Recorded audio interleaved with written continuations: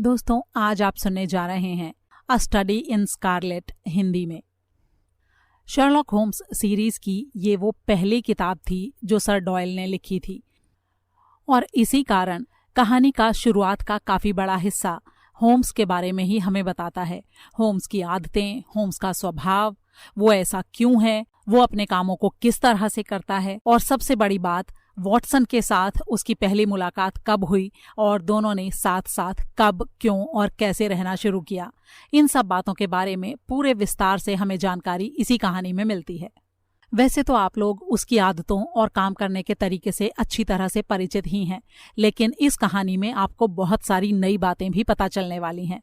इसीलिए इसके किसी भी हिस्से को स्किप ना करें और कहानी का पूरा मजा लें। अब क्योंकि ये एक फुल लेंथ नॉवल है तो एक भाग में इसे पेश करना थोड़ा मुश्किल काम है, इसीलिए ये कुछ पार्ट्स में आएगा। यहाँ पर पेश है नॉवल का पहला भाग। हमेशा की तरह ये कहानी भी डॉक्टर जॉन वॉटसन सुना रहे हैं। तो आइए कहानी शुरू करते हैं।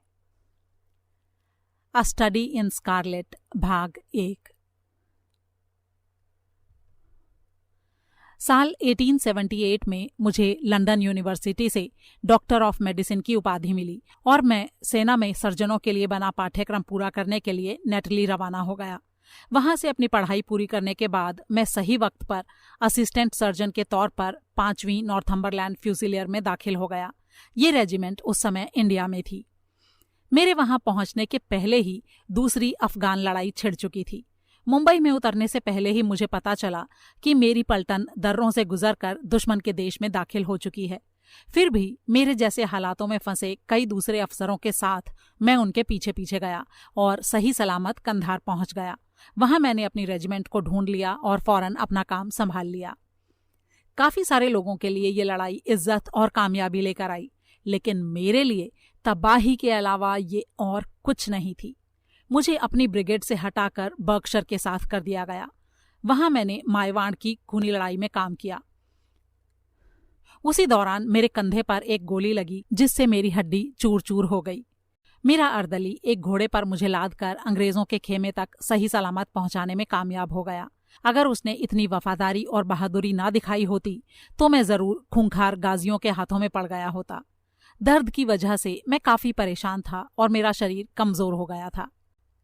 मुझे बहुत सारे जख्मी रोगियों के साथ पेशावर के बेस कैंप में बने हॉस्पिटल में पहुंचा दिया गया। वहां मेरी सेहत में बस इतना मामूली सा सुधार आया कि मैं वार्ड में चल फिर सकता था या फिर बरामदे में धूप सेंक सकता था। इसके बाद मुझे आंतों के बुखार ने दबोच लिया जो हमें हिंदुस्तान से विरासत में मिला था। कई महीनों तक मेरी जिंदगी में बीमारी की मायूसी छाई रही और आखिरकार जब मेरी तबीयत थोड़ी सुधरने लगी तब तक मैं इतना कमजोर हो चुका था कि मेडिकल बोर्ड ने फैसला किया कि मुझे तुरंत इंग्लैंड वापस भेज दिया जाए। वहां से मुझे तुरंत एक जहाज में रवाना कर दिया गया और 1 महीने के बाद मैं पोर्ट्समाउथ के तट पर उतरा। मेरी तबीयत हमेशा के लिए खराब हो चुकी थी, लेकिन नेक दिल सरकार से मुझे इजाजत मिल गई थी कि अगले 9 महीनों तक मैं आराम करूंगा और अपनी सेहत को सुधारूंगा। इंग्लैंड में मेरा कोई सगा रिश्तेदार नहीं था, इसीलिए मैं हवा की तरह आजाद था, या फिर यूं कहें कि उतना आजाद जितना हर रोज 11 शिलिंग और 6 पेंस कमाने वाला आदमी हो सकता था। इन हालात में मैं कुदरती तौर पर लंदन की तरफ खिंचा चला गया। लंदन यानी वो बड़ा नाला जो पूरी ब्रिटिश हुकूमत के आलसियों और निठल्लों को अपनी तरफ चुंबक की तरह खींचता है। यहाँ कुछ समय के लिए मैं स्ट्रैंड में एक प्राइवेट होटल में रहा और एक आरामहीन और बेकार जिंदगी बिताता रहा। मैं उससे ज्यादा खर्च करने लगा था जितना मुझे करना चाहिए था।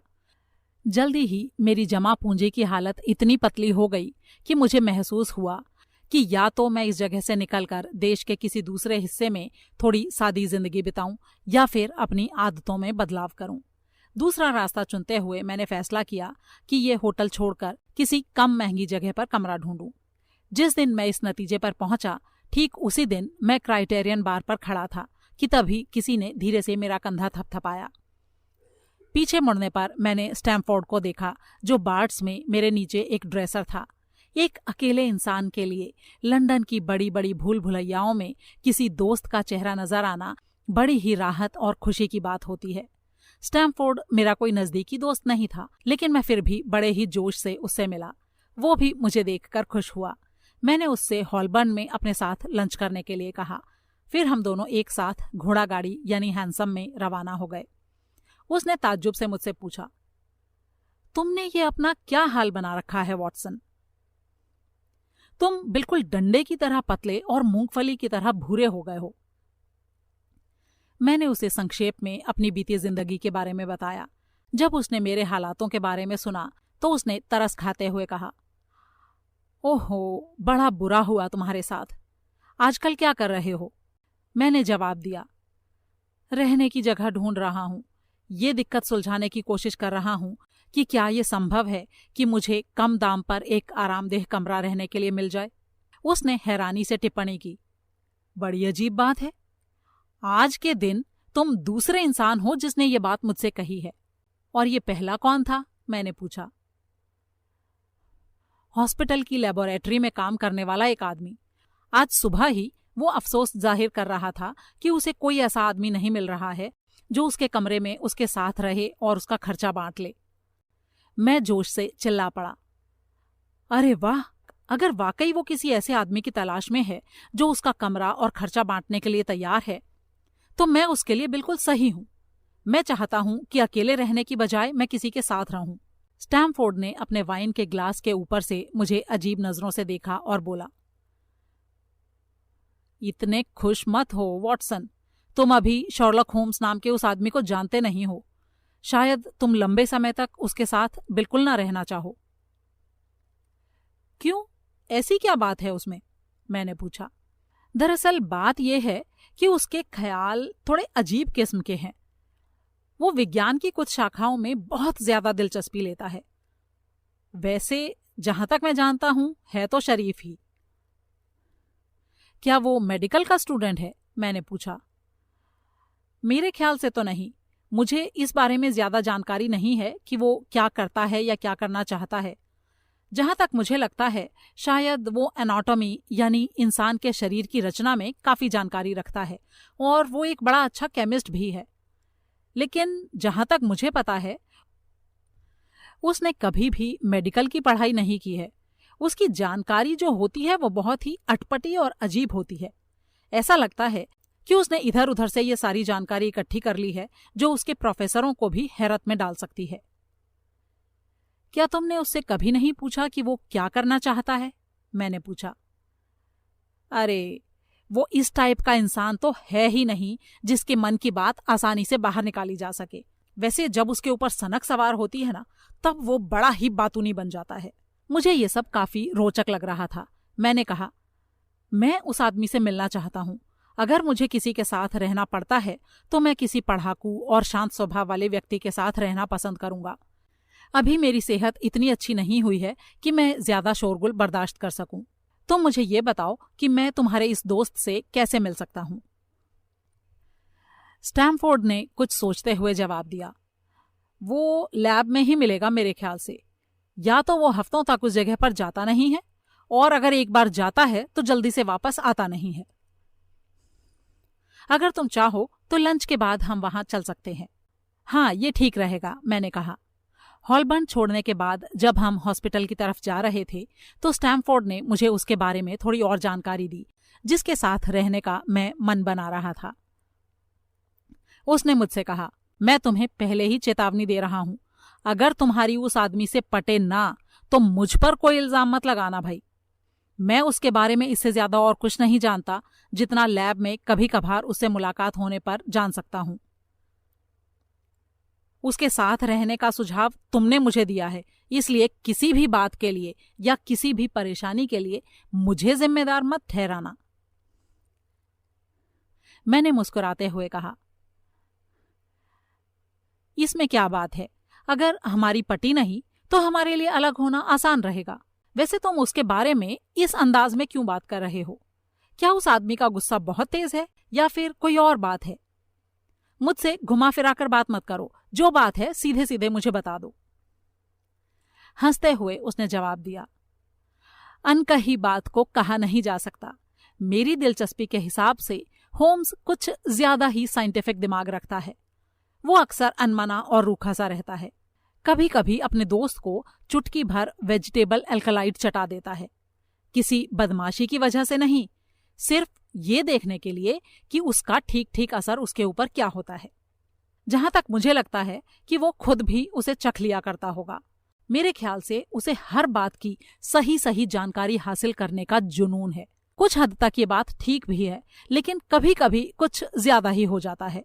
जब वो पोस्टमार्टम के कमरे में लाशों को डंडे से मारता है, तब तो वो बिल्कुल पागल जैसा ही दिखाई देता है। वो लाशों को डंडे से मारता है? मेरी हैरानी की कोई सीमा नहीं थी।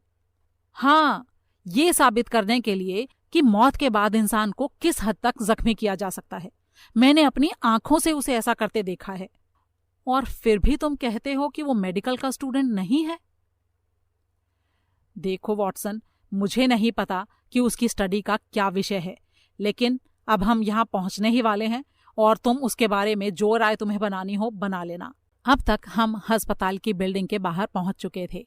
बिल्डिंग में दाखिल होकर हम उसकी केमिकल लैब तक गए। ये एक बहुत ही आलीशान कमरा था जो लाइन से लगी अनगिनत बोतलों से भरा हुआ था। चौड़ी नीची मेजें इधर उधर रखी थीं।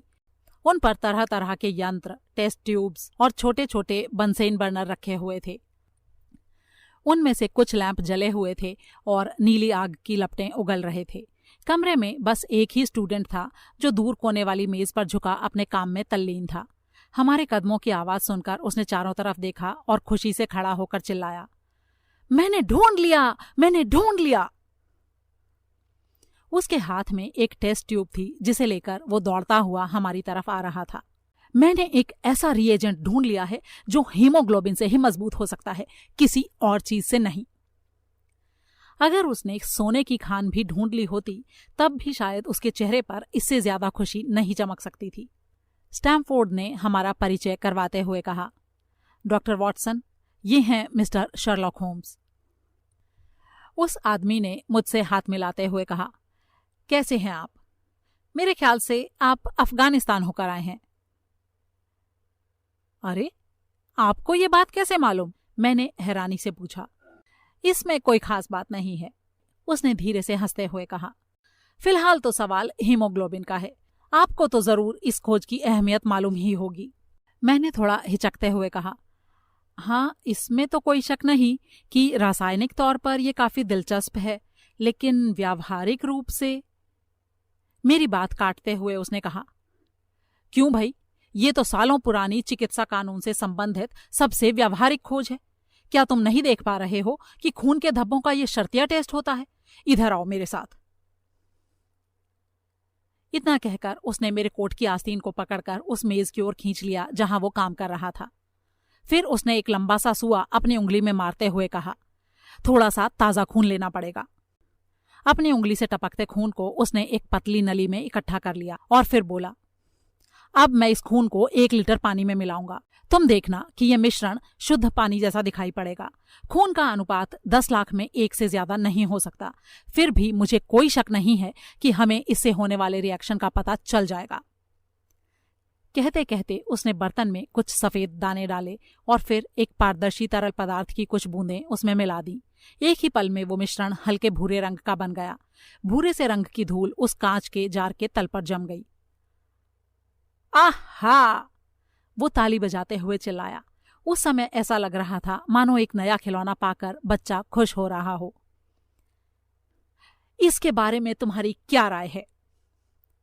ये काफी नाजुक टेस्ट मालूम होता है, मैंने कहा। बहुत ही उम्दा, आलीशान। पुराना वाला तो बड़ा ही फूहड़ और बेकार सा था। ब्लड कॉप्सल का माइक्रोस्कोपिक टेस्ट भी ऐसा ही था। अगर धब्बे कुछ घंटे पुराने हो जाते हैं तो ये बेकार हो जाता है। अब चाहे खून पुराना हो या नया, ये नया टेस्ट जो है ये उतना ही असरदार रहता है। अगर इस टेस्ट की पहले खोज कर ली गई होती तो सैकड़ों ऐसे लोग जो आजाद घूम रहे हैं वो अपने जुर्मों की सजा भुगत रहे होते। जुर्म के मामले अक्सर इसी एक मुद्दे पर लटके रहते हैं। एक इंसान गुनाह के कई महीनों के बाद शक के दायरे में आता है, उसके कपड़ों का टेस्ट किया जाता है और उन पर भूरे रंग के धब्बे पाए जाते हैं। ये खून के धब्बे हैं या मिट्टी के हैं या जंग के या फलों के या किस चीज के धब्बे हैं? ये ऐसा सवाल है जिसने बहुत से स्पेशलिस्ट्स को उलझन में डाला है। और ऐसा क्यों? क्योंकि हमारे पास कोई भरोसेमंद टेस्ट नहीं था। लेकिन अब हमारे पास शर्लॉक होम्स टेस्ट है, इसलिए किसी को कोई दिक्कत नहीं आएगी। बोलते समय उसकी आंखें चमक रही थीं। उसने अपने दिल पर अपना हाथ रखा और किसी काल्पनिक भीड़ की तालियों की गड़गड़ाहट को झुककर सलाम किया। उसकी इस खुशी पर आश्चर्य व्यक्त करते हुए मैंने कहा, आप वाकई बधाई के हकदार हैं। पिछले साल फ्रैंकफर्ट में वॉन बिशॉफ का केस था। अगर ये टेस्ट तब मौजूद होता तो उसे शर्त या फांसी पर लटका दिया जाता।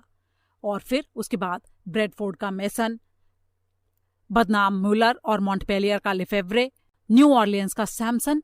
मैं ऐसे 20 केस गिना सकता हूं जिनका ये टेस्ट 1 मिनट में फैसला कर देता। हंसते हुए स्टैमफोर्ड ने कहा, तुम तो गुनाहों के चलते फिरते कैलेंडर लगते हो।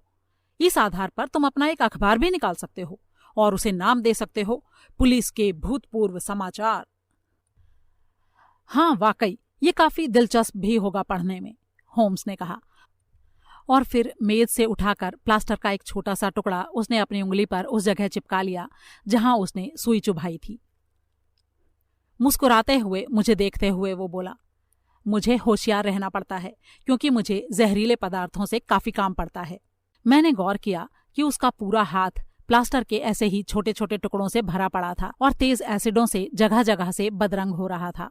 एक ऊंचे 3 पैर के स्टूल पर बैठते हुए स्टैमफोर्ड ने उससे कहा, हम यहाँ काम से आए हैं। मेरा ये दोस्त रहने के लिए कोई जगह चाहता है और क्योंकि तुम शिकायत कर रहे थे कि तुम्हें आधा किराया बांटने वाला कोई नहीं मिल रहा है, तो मैंने सोचा कि अच्छा होगा तुम दोनों की मुलाकात करवा दूं। मेरे साथ कमरा बांटने के ख्याल से शर्लॉक होम्स नाम का वो आदमी काफी खुश दिखाई पड़ा। उसने कहा, मेरी नजर बेकर स्ट्रीट के एक स्वीट पर है जो हमारे लिए पूरी तरह से ठीक रहेगा। मैं उम्मीद करता हूं कि तुम्हें तेज तंबाकू की स्मेल से एतराज तो नहीं होगा। मैं तो खुद ही सिगरेट पीता हूं, मैंने कहा। वो तो ठीक है, लेकिन मेरे पास अक्सर ही काफी केमिकल्स रहते हैं और कभी कभी मैं कुछ टेस्ट भी करता हूं। इससे तुम्हें खींच तो नहीं आएगी? बिल्कुल नहीं। अच्छा, मुझे सोचने दो, मेरे अंदर और कौन कौन सी कमियां हैं। मैं कभी कभी मूडी हो जाता हूं और कई कई दिनों तक मुंह नहीं खोलता। जब कभी मैं ऐसा करूं तो तुम ये मत सोच बैठना कि मैं ऐंठ रहा हूं। बस मुझे अकेला छोड़ देना और मैं जल्दी ही ठीक हो जाऊंगा। अब ये बताओ, तुम्हारे अंदर क्या कमियां हैं? ये अच्छा रहेगा कि हम दोनों एक दूसरे की बुरी से बुरी बातों को पहले से ही जान लें। इस बात पर मैं हंस दिया। मैंने एक छोटा पिल्ला पाला हुआ है और मुझे शोर शराबे से एतराज है क्योंकि उससे मेरा दिल सिहर जाता है और मैं वक्त बेवक्त जाग जाता हूँ। मैं बड़ा ही आलसी हूँ। जब मेरी सेहत थोड़ी ठीक होती है तो मेरे अंदर दूसरी तरह की बुराइयां भी होती हैं, लेकिन अभी के लिए इतनी ही हैं। मेरी बात सुनकर वो थोड़ा बेचैन हो गया और बोला, क्या वायलिन बजाना शोर शराबे की लिस्ट में शामिल होगा? ये तो बजाने वाले पर डिपेंड करता है, मैंने कहा। अगर वायलिन अच्छी तरह से बजाया जाए तो सभी को अच्छा लगेगा और अगर बुरी तरह से बजाया जाए तो किसी को भी अच्छा नहीं लगेगा। खुशी से हंसते हुए उसने कहा, ओह, तब ठीक है। तो फिर मेरे ख्याल से यह मामला निपट गया समझो। अगर कमरे तुम्हें पसंद आ जाते हैं तो हम साथ साथ रहना शुरू कर सकते हैं। हम कमरों को कब देखेंगे? मैंने पूछा। कल दोपहर को यहां पर मुझसे मिलने आ जाना और हम एक साथ जाकर सारा मामला तय कर लेंगे। ठीक है, मैं कल दोपहर 12 बजे आ जाऊंगा, उससे हाथ मिलाते हुए मैंने कहा। फिर हमने उसे उसके केमिकल्स के बीच छोड़ दिया और हम हॉस्पिटल से बाहर निकल आए। चलते चलते मैंने रुककर स्टैमफोर्ड की ओर मुड़कर उससे पूछा, वैसे एक बात बताओ, उसे ये कैसे पता चला कि मैं अफगानिस्तान से आया हूं?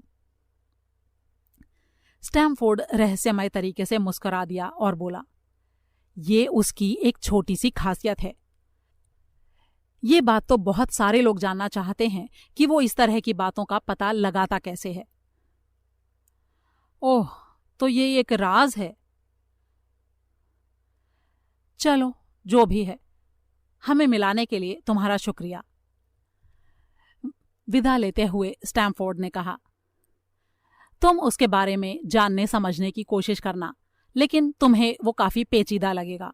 मैं शर्त लगाकर कह सकता हूं कि तुम उसके बारे में जितना जान पाओगे उससे 1000 गुना ज्यादा वो तुम्हारे बारे में कुछ ही पल में जान लेगा। Good bye. अध्याय 2। जैसा कि शर्लॉक होम्स नाम के उस आदमी ने पहले तय किया था, हम अगले दिन मिले और हमने नंबर 221B बेकर स्ट्रीट के कमरों का जायजा लिया। वहां पर 2 आरामदायक बेडरूम थे और एक बड़ी सी हवादार बैठक थी। उसमें अच्छा खासा फर्नीचर था और 2 चौड़ी खिड़कियों से उसमें रोशनी आती थी। यह अपार्टमेंट हर तरीके से इतना सटीक और अच्छा था और हम दोनों के बीच बंट जाने पर किराया इतना सही कि हमने वहीं पर सौदा तय कर लिया और वो कमरा हमारा हो गया। उसी शाम को मैं होटल से अपना सामान ले आया और अगली सुबह शर्लॉक होम्स भी अपना सूटकेस लेकर वहां आ पहुंचा। 1 या 2 दिनों तक हम अपना अपना सामान लगाने में लगे रहे। धीरे धीरे हम अपने इस नए घर में रहने के आदी होने लगे। होम्स के साथ रहना कोई ज्यादा मुश्किल काम नहीं था। वो बड़ी ही शांति से अपना काम करता रहता था और उसकी आदतें काफी नियमित थीं। वो शायद ही कभी रात में 10 बजे के बाद जगा रहता था। ज्यादातर सुबह मेरे उठने से पहले ही वो नाश्ता करके निकल चुका होता था। कभी वो केमिकल लैब में दिन बिताता, कभी पोस्टमार्टम वाले कमरे में और कभी कभी लंबी दूरी तक पैदल चला जाता, जिससे लगता कि वो शहर के निचले इलाकों में पहुंच गया है।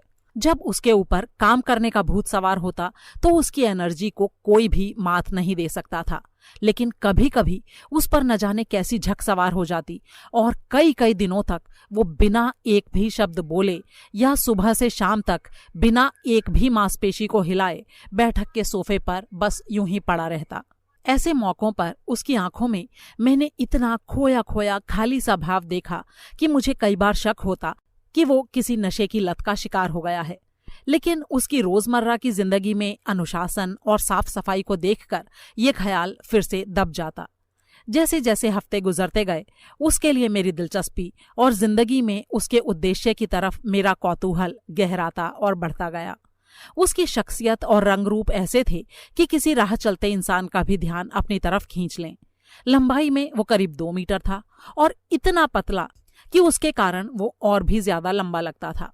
उसकी आंखें तीखी और भेदती हुई थीं, सिवाय उस समय के जब वो अपनी दुनिया में खोया रहता था। उसकी पतली बांस जैसी नाक के कारण वो चौकन्ना और जिद्दी नजर आता था। उसकी ठोड़ी साफ और चौकोर थी, जो किसी जिद्दी इंसान की निशानी होती है। उसके हाथ अक्सर स्याही से रंगे होते और उन पर रसायनों के धब्बे लगे होते, लेकिन फिर भी उसकी छुअन में बड़ी ही नजाकत थी, जो मुझे तब नजर आती जब वो अपने नाजुक उपकरणों का इस्तेमाल करता था। हो सकता है आप लोग मुझे दूसरों के कामों में दखल देने वाला बेकार आदमी माने, अगर मैं ये हामी भरूं कि इस आदमी ने किस हद तक मेरी दिलचस्पी अपने अंदर जगा दी थी। मैंने कई बार कोशिश की कि मैं उसकी उस जिद को चीर सकूं जो वो अपने मतलब के हर काम में दिखाता था, लेकिन किसी भी नतीजे पर पहुंचने से पहले आप लोग ये याद रखें कि मेरी जिंदगी कितनी बेकार थी और मेरा मन लगाने के लिए मेरे पास कितने कम तरीके थे। बाहर जाने में मेरी तबीयत आड़े आ जाती थी। जब तक कि मौसम एकदम सही ना हो तब तक मैं बाहर नहीं जा सकता था। मेरे कोई ऐसे दोस्त भी नहीं थे जो कभी मुझसे मिलने आते और मेरे अकेलेपन को दूर करते। ऐसे हालातों में मैं उस छोटे से रहस्य का बड़ी खुशी से स्वागत करता जो मेरे दोस्त के इर्द गिर्द छाया रहता था। मैं अपना काफी समय उस रहस्य का पर्दाफाश करने की कोशिश में बिताता था। ये तो तय था कि वो मेडिसिन की पढ़ाई नहीं कर रहा था। एक सवाल के जवाब में उसने खुद इस बारे में स्टैमफोर्ड की राय को सही माना था। ना ही ऐसा लगता था कि उसने पढ़ाई का कोई भी कोर्स कभी पूरा किया था जो उसे विज्ञान या किसी भी विषय में डिग्री प्राप्त करने के लायक बना सके। लेकिन फिर भी कुछ विषयों में उसकी दिलचस्पी तारीफ के काबिल थी और एक विचित्र सीमा में उसकी जानकारी इतनी फैली हुई और बारीक थी कि उसके ख्याल कई बार मुझे हैरानी में डाल देते थे। ये बात भी तय थी कि कोई भी किसी निर्धारित मंजिल के बिना इतनी मेहनत या इतनी ज्यादा जानकारी इकट्ठी करने की जहमत नहीं उठाता। कोई भी इंसान छोटे मोटे कारणों की वजह से अपने दिमाग पर इतना जोर नहीं देता जब तक कि उसके पास ऐसा करने की कोई अच्छी खासी वजह ना हो। उसका अनजानापन भी उसके ज्ञान की तरह ही चौंकाने वाला था। कंटेम्परेरी लिटरेचर, फिलॉसफी और पॉलिटिक्स के मामलों में वो बहुत ही अनाड़ी मालूम होता था। एक बार हमारी बातचीत में जब थॉमस कार्लाइल का जिक्र आया तो उसने बड़ी ही मासूमियत से मुझसे पूछा कि वो कौन है और उसने कौन सा तारीफ का काम किया है और उस वक्त तो मेरी हैरानी की सीमा ही नहीं रही जब मैंने अचानक ये पाया कि उसे कॉपरनिकस की थ्योरी के बारे में कुछ भी मालूम नहीं था और ना ही सोलर सिस्टम के बारे में। कोई भी सभ्य व्यक्ति इस 19वीं शताब्दी में ये भी न जानता हो कि धरती सूरज के चारों तरफ चक्कर लगाती है, ये बात इतनी अजीब थी कि मैं उस पर यकीन ही नहीं कर पा रहा था। मेरे चेहरे के भावों को देखकर उसने मुस्कुराते हुए कहा, तुम कुछ हैरानी में दिखाई दे रहे हो। अब जब मुझे ये जानकारी मिल गई है तो मैं पूरी कोशिश करूंगा कि मैं इसे जल्दी ही भूल जाऊं। भूल जाऊं? मेरी हैरानी और ज्यादा बढ़ गई। उसने मुझे समझाने वाले स्वर में कहा, देखो, मेरा मानना है कि आदमी का दिमाग असल में एक खाली कमरे की तरह होता है और तुम्हें उसमें अपना मनपसंद सामान भरना होता है। जो बेवकूफ होता है वो उसमें हर तरह का सामान भरता जाता है। इसी कारण जो जानकारी उसके लिए मायने रखती है वो भीड़ में खो जाती है, जिससे बाद में उसको वो जानकारी ढूंढने में मुश्किल होती है। जो कुशल कारीगर होता है वो उस कमरे को भरते समय चौकन्ना रहता है कि वो उसमें क्या भर रहा है। वो उसमें सिर्फ वो औजार रखता है जो काम करने में उसकी मदद कर सकते हैं, लेकिन ये मात्रा में काफी ज्यादा होते हैं और सभी को दिमाग में अच्छी तरह से संभाल कर रखना चाहिए। ये सोचना भूल होगी कि वो छोटा कमरा इतना लचीला है कि उसे किसी भी सीमा तक खींचा जा सकता है। ये बात याद रखो वॉटसन कि ऐसा वक्त आता है जब सारे अतिरिक्त ज्ञान की जगह पर तुम ऐसा कुछ भूल जाते हो जो तुम्हें पहले से पता था। इसलिए यह बहुत जरूरी है कि जरूरी तथ्यों पर बेकार तथ्य कहीं भारी ना पड़ जाएं। लेकिन सोलर सिस्टम, इतनी बेसिक बात तो हर किसी को मालूम होनी ही चाहिए, मैंने विरोध के स्वर में कहा। उसने थोड़ा विचलित होकर कहा, उस बात से मुझे आखिर क्या मतलब हो सकता है?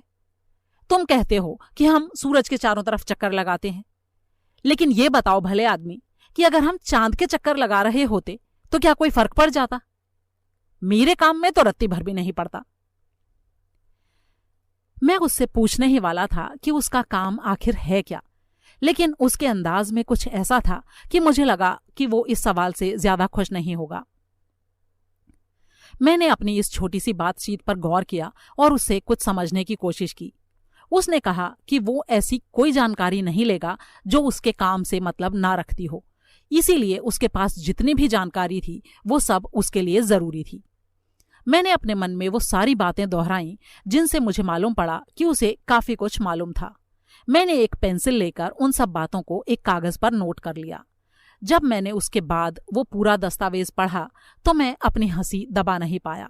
वो विवरण इस तरह था, शर्लॉक होम्स, उसकी सीमाएं, साहित्य की जानकारी 0, फिलॉसफी की जानकारी 0, एस्ट्रोलॉजी की जानकारी 0, पॉलिटिक्स की जानकारी बहुत ही कमजोर, बॉटनी की जानकारी थोड़ी बहुत, धतूरा, अफीम और जहरों के बारे में पूरा ज्ञान, बागबानी के बारे में कुछ नहीं जानता, जियोलॉजी की जानकारी व्यावहारिक लेकिन सीमित, देख लेने भर से ही अलग अलग किस्म की मिट्टियों का भेद बता सकता है। किस रंग की मिट्टी लंदन के किस भाग में मिलती है इस बात की पूरी जानकारी, केमिकल्स की जानकारी बहुत ज्यादा गहरी, एनाटॉमी यानी शरीर रचना शास्त्र की जानकारी अचूक लेकिन अव्यावहारिक, सनसनीखेज साहित्य की जानकारी, पूरी शताब्दी में हुई हर भयंकर घटना की बहुत ही विस्तार से जानकारी रखता है, वॉयलिन अच्छा बजा लेता है, इसके साथ ही अच्छा लठैत, घूंसेबाज और तलवारबाज भी है, अंग्रेजी कानून का अच्छा व्यावहारिक ज्ञान रखता है।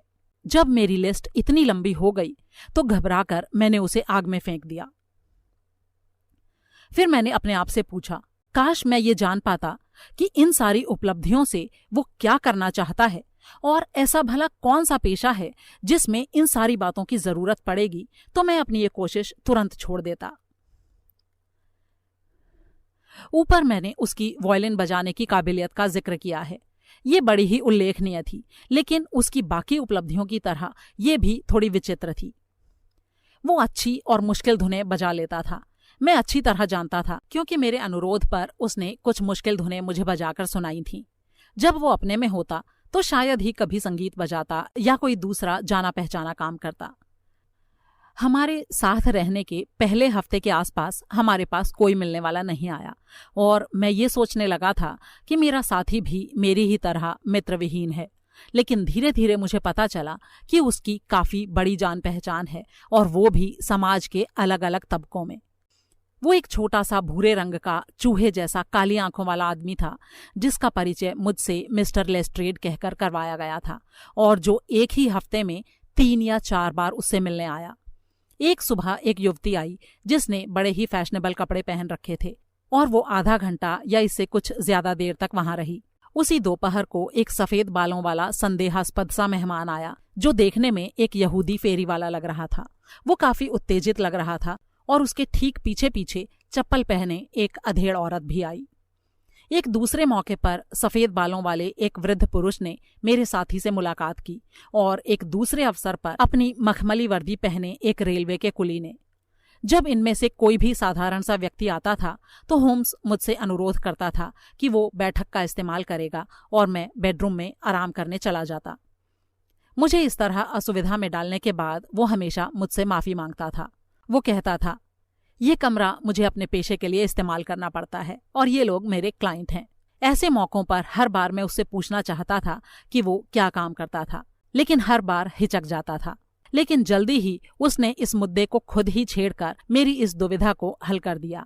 ये 4 मार्च की बात है। मैं उस रोज थोड़ा जल्दी जाग गया था और मैंने देखा कि होम्स ने अभी नाश्ता नहीं किया है। मकान मालकिन मेरे देर से दिन शुरू करने की आदत की इतनी आदी हो चली थी कि उसने मेज पर मेरे लिए प्लेट वगैरह भी नहीं लगाई थी और ना ही मेरी कॉफी तैयार की थी। मैंने बड़ी ही बेतुकी ढिठाई से घंटी बजाई और कहलवाया कि मैं तैयार हूँ। फिर मैंने मेज पर से एक मैगजीन उठाई और उससे समय बिताने की कोशिश करने लगा। मेरा दोस्त चुपचाप अपना टोस्ट खा रहा था। मैगजीन में एक लेख की हेडिंग पर पेंसिल से निशान लगा था और स्वाभाविक तौर पर मैंने उस पर अपनी नजरें दौड़ाईं। लेख का शीर्षक था जीवन की पुस्तक। उसमें यह दिखाने की कोशिश की गई थी कि एक चौकन्ना आदमी अपनी राह में आने वाली हर बात का सटीक और नियमबद्ध परीक्षण करने से कितना कुछ सीख सकता है। मुझे वो लेख चतुराई और बेतुकेपन का एक अजीब सा मिश्रण लगा। उसमें जो तर्क दिए गए थे वो थे तो काफी सटीक, लेकिन उसके जो नतीजे निकाले गए थे वो बहुत ही मुश्किल और बढ़ा चढ़ाकर बताए गए थे। लेखक ने दावा किया था कि एक जरा सा भाव, जैसे किसी मांसपेशी का फड़कना या आंख की एक सरसरी नजर से वो किसी के भी अंदरूनी विचारों की थाह पा सकता है।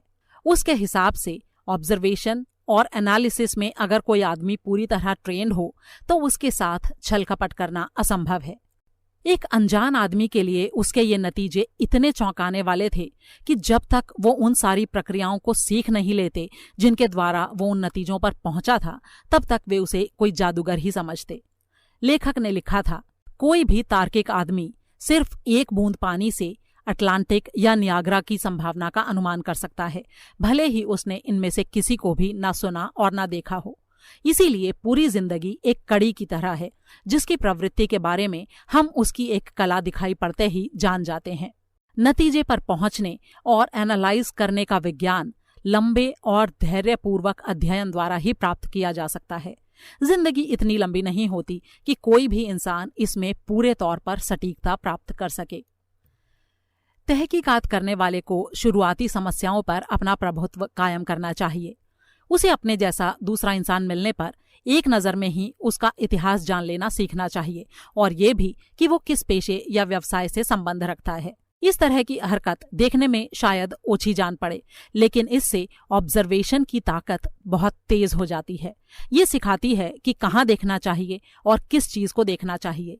किसी व्यक्ति को उंगलियों के नाखूनों से, उसके कोट की आस्तीनों से, उसके बूटों से, उसकी पैंट के घुटनों से, उसकी तर्जनी और अंगूठे के चमड़े के कड़ेपन से, उसके भावों से, उसकी शर्ट की आस्तीन के छोर से और इसी तरह की न जाने और दूसरी कितनी चीजों से जाना जा सकता है। किसी भी मामले में किसी कुशल छानबीन करने वाले को ये सारे तथ्य मिलकर मामले की पूरी जानकारी नहीं दे देंगे, ऐसा सोचा भी नहीं जा सकता। इतना पढ़ने के बाद मेज पर उस मैगजीन को जोर से पटकते हुए मैंने कहा, ये क्या बकवास है? ऐसी बेहुदा बातें मैंने जिंदगी में आज से पहले कभी नहीं पढ़ी। क्या बात है? शर्लक होम्स ने पूछा। अपना नाश्ता शुरू करते हुए मैंने उस लेख की तरफ इशारा करते हुए कहा, मैं देख रहा हूं कि तुमने इस लेख को पढ़ा है क्योंकि तुमने इस पर निशान लगा रखा है। मैं इस बात से इनकार नहीं करता कि लेख काफी अच्छा लिखा गया है, लेकिन मुझे इससे खीज हो रही है। ये बिल्कुल भी व्यावहारिक नहीं है। लिखने वाले ने बस जो उसके मन में आया वो लिख मारा है। प्रैक्टिकलिटी से तो इस लेख का दूर दूर तक कोई वास्ता ही नहीं है। अगर मुझे ये लेखक कहीं मिल जाए तो मैं उसे अंडरग्राउंड ट्रेन के 3रे दर्जे में बंद करके उससे पूछूंगा कि साथ चलने वाले सारे लोगों के व्यवसाय के बारे में बता बेटा। इसके खिलाफ मैं 1000 की शर्त लगाने तक को तैयार हूं। होम्स ने बड़ी ही शांति से उत्तर दिया, तुम हार जाओगे वॉटसन, और जहां तक इस लेख का सवाल है, ये मैंने लिखा है। तुमने? हाँ, मैंने, क्योंकि मैं बड़े ही गौर से ऑब्जर्वेशन भी कर सकता हूं और नतीजे भी निकाल सकता हूं। जिन थ्योरीज को मैंने यहां पर बताया है और जो तुम्हें इतनी मनगढ़ंत लग रही हैं, असल में वो इतनी व्यावहारिक हैं, इतनी प्रैक्टिकल हैं कि मैं अपनी रोजी रोटी के लिए इन्हीं के ऊपर निर्भर हूं। वो कैसे? मैंने पूछा। मेरा अपना एक बिजनेस है और मेरे ख्याल से दुनिया में मैं अकेला ही आदमी हूं जो ये बिजनेस करता हूं। मैं एक कंसल्टेंट डिटेक्टिव हूं, यानी सलाहकार जासूस, अगर तुम इस शब्द को समझ पाओ तो। यहां लंदन में बहुत सारे सरकारी जासूस हैं और बहुत सारे प्राइवेट जासूस भी। जब ये लोग कोई गलती करते हैं तो ये मेरे पास आते हैं और मैं उन्हें सही दिशा दिखाता हूं। वे लोग सारे सबूत जो उन्हें मिले होते हैं मेरे सामने रखते हैं और अपराध के इतिहास की अपनी जानकारी की मदद से मैं उन्हें सुलझाता हूं। लेस्ट्रेड एक बड़ा ही मशहूर जासूस है। जालसाजी के एक मामले में वो थोड़ी मुश्किल में पड़ गया था और यही परेशानी उसे यहां खींच लाई। और ये बाकी लोग जो तुमसे मिलने आते हैं वो? मैंने पूछा। ज्यादातर ये लोग किसी निजी छानबीन एजेंसी द्वारा भेजे जाते हैं। ये सब वो लोग होते हैं जो परेशानी में होते हैं और कुछ जानकारी चाहते हैं। मैं उनकी कहानी सुनता हूँ, वे लोग मेरी टिप्पणियां सुनते हैं और फिर मैं अपनी फीस जेब में रख लेता हूँ। मेरा मुंह हैरानी से खुला हुआ था। मैंने कहा, तुम्हारे कहने का मतलब है कि तुम अपने कमरे से बाहर निकले बिना ही कोई ऐसी गुत्थी सुलझा देते हो जो दूसरे लोगों की समझ से बाहर होती है, जबकि उन्होंने एक एक चीज की गहरी छानबीन की होती है। बिल्कुल, इस बारे में मुझे गहरा ज्ञान है। बीच बीच में कोई ऐसा मामला आ जाता है जो कुछ ज्यादा ही पेचीदा होता है, फिर मुझे इधर उधर जाकर अपनी आंखों से सब कुछ देखना पड़ता है। मेरे पास ऐसी बहुत सी खास जानकारी है जो मैं समस्या पर लागू करता हूँ, जिससे आश्चर्यजनक तौर पर उसे सुलझाने में मदद मिलती है। इस लेख में नतीजा निकालने के जो नियम मैंने बताए हैं और जिनसे तुम इसका मजाक उड़ा रहे हो, वे मेरे व्यावहारिक काम के लिए बड़े ही अनमोल हैं। मेरे लिए हर चीज का गौर से निरीक्षण करना मेरी प्रवृत्ति बन चुकी है। जब मैंने तुम्हें अपनी पहली मुलाकात में ही बताया था कि तुम अफगानिस्तान से आए हो, तो तुम्हें हैरानी हुई थी कि नहीं? वो तो तुम्हें उसने बता दिया होगा, इसमें कोई शक नहीं है, मैंने कहा। ऐसा कुछ नहीं था। मुझे पता था कि तुम अफगानिस्तान से आए हो। पुरानी आदत के अनुसार विचारों की गाड़ी मेरे मन में इतनी तेजी से दौड़ी कि मैं पलक झपकते नतीजे तक पहुंच गया। मेरे तर्कों का पहिया इस तरह से चला। ये मेडिकल किस्म का संभ्रांत आदमी है, लेकिन इसका हाव भाव सेना जैसा है। साफ तौर पर यह सेना का डॉक्टर है। ये आदमी हाल ही में ट्रॉपिक ऑफ कैंसर के आसपास के गर्म इलाके से लौटा है, क्योंकि इसका चेहरा काफी टैन होया हुआ है। ये इसकी स्वाभाविक त्वचा नहीं है, क्योंकि इसकी कलाइयां गोरी हैं। ये बहुत कठिनाइयों और बीमारियों से गुजरा है, जैसा कि इसका कुम्हलाया हुआ चेहरा साफ बताता है। इसका बायां हाथ जख्मी है, वो बिल्कुल अकड़ा हुआ है और वो उसे कुछ अजीब तरीके से रखता है। ट्रॉपिक ऑफ कैंसर के पास कौन सी जगह पर एक अंग्रेज सेना का डॉक्टर इतनी कठिनाइयां देखता और हाथ जख्मी करता? साफ तौर पर अफगानिस्तान में। विचारों की ये पूरी प्रक्रिया एक ही पल में मेरे दिमाग में कौंध गई और इसीलिए मैंने कहा कि तुम अफगानिस्तान से आए हो और तुम हैरानी में पड़ गए। उसकी ये बात सुनकर मुस्कुराते हुए मैंने कहा, अब जब तुम समझा रहे हो तो ये बहुत आसान सा लग रहा है। तुम मुझे एडगर एलन पो के ड्यूपिन की याद दिलाते हो। मुझे पता नहीं था कि कहानियों के बाहर भी ऐसे आदमी होते हैं। शर्लॉक होम्स अपनी जगह से खड़ा हुआ और उसने अपना पाइप सुलगाया। फिर वो बोला, इसमें कोई शक नहीं कि तुम सोच रहे हो कि ड्यूपिन से मेरी तुलना करके तुम मेरी तारीफ कर रहे हो, लेकिन मेरे विचार से ड्यूपिन बड़ा ही घटिया आदमी था। 15 मिनट की चुप्पी के बाद एक टिप्पणी करके अपने मित्र के विचारों को तोड़ने की उसकी चालाकी बड़ी ही दिखावटी और खोखली थी। बेशक वो थोड़ा बहुत एनालिसिस कर सकता था, लेकिन वो उतना अच्छा नहीं था जितना कि मैं हूं। मैंने उससे पूछा, क्या तुमने गैबोरियाओं के कामों को पढ़ा है? क्या लिकॉक तुम्हारी जासूसी की कल्पना पर खरा उतरता है? होम्स ने तिरस्कार की एक सांस छोड़ते हुए कहा, लिकॉक एक बड़ा ही अभागा और फूहड़ आदमी था। उसकी तारीफ में सिर्फ एक ही बात थी और वो थी उसकी एनर्जी। उस किताब को पढ़ने से मैं बीमार पड़ गया था। मिस्ट्री ये थी कि किसी अनजाने कैदी की पहचान कैसे की जाए। मैं इस काम को सिर्फ 24 घंटे में कर देता। लिकॉक को 6 महीने लग गए। मैं इन दोनों चरित्रों का फैन था और उनका इस तरह अपमान किए जाने से मुझे गुस्सा आने लगा।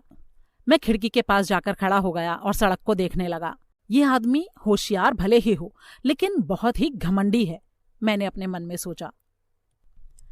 होम्स अभी भी लड़ाकुओं वाले अंदाज में बोले जा रहा था। आजकल तो ना अपराध होते हैं ना अपराधी। हमारे पेशे में दिमाग का फायदा क्या है? मैं अच्छी तरह से जानता हूं कि मेरे अंदर वो बात है जो मुझे बहुत ही प्रसिद्ध कर सकती है। अपराध की खोज करने में जितना अध्ययन मैंने किया है और जितना मेरे अंदर हुनर है, उतना किसी भी दूसरे जिंदा आदमी के पास नहीं है और ना ही इससे पहले कभी रहा होगा। और इस सब का नतीजा क्या निकला?